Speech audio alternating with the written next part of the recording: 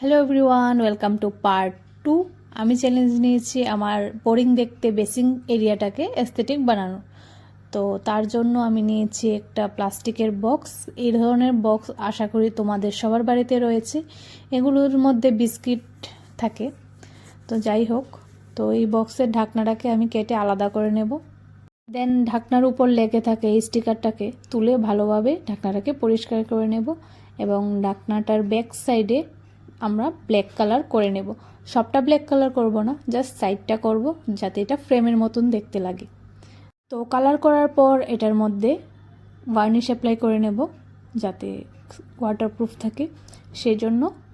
দেন এটা হলো আমাদের বেসিংয়ের সামনের আয়নাটা। তো এটারও খুবই বাজে অবস্থা, কালারটা খুবই ডাল হয়ে গেছে। দেন এটার আয়নাটাকে ভালোভাবে কাভার করে এটার মধ্যে আমরা গোল্ডেন স্প্রে অ্যাপ্লাই করেছি।